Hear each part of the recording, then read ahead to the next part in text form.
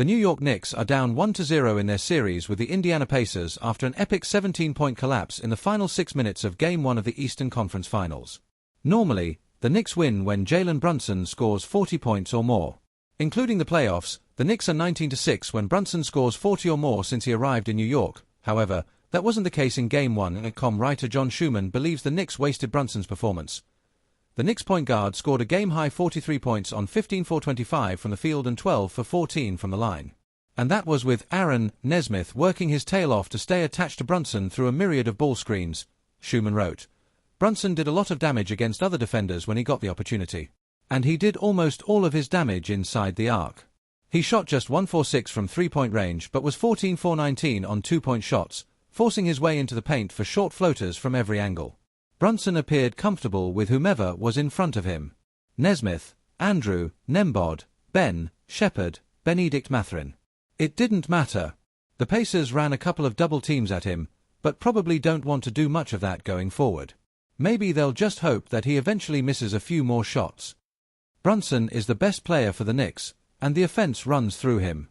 Without Brunson, the Knicks wouldn't have gotten close to the Eastern Conference Finals, and if New York wants to get to the NBA Finals, he will have to play like he did in Game 1. However, the Knicks also need to find ways to get more stops because teams usually win when they score 125 points in regulation.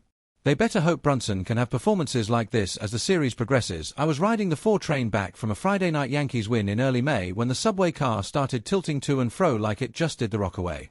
The tremors weren't for the Bombers. Knicks point guard and illusionist Jalen Brunson had, minutes earlier, launched his defender, ankles first, into the shadow realm, then called game and series from the top of the key. There's nothing in city civic life quite like when the Knicks are on one. Strangers, usually in some combination of blue and orange, dap each other up as kin. Oscar nominees crowd-surf out the window of tinted SUVs. This is one in a select few exceptions to New York's general disinterest in and repulsion of platonic fellowship. And there's no one in these parts who gets the people going like Brunson. JB's game speaks. Haymakers take the form of summon flybys and body movement incantations. Death by 1,000 jabs, feints, and fakes. As Clyde likes to say, the man percolates, devastates. Depending on the visitor, Brunson isn't always the headliner at the Garden, but is uniquely capable of turning any outing into a home tidal swell. What he's never had, as a pro at least, is a shot like the one he now confronts. Blowing a 14-point lead in the home opener is not exactly in the Broadway script. Brunson, for his part, balled out for most of Wednesday's Eastern Conference Finals Game 1, though by the end of regulation he looked to be jonesing for a ventilator. New York might have just yacked up home court to the Pacers, but there's still ample time to execute a deep clean. For a franchise long mired in abject failure and, up until even a few months ago, good but not great overperformance, now is as ripe an opportunity as any.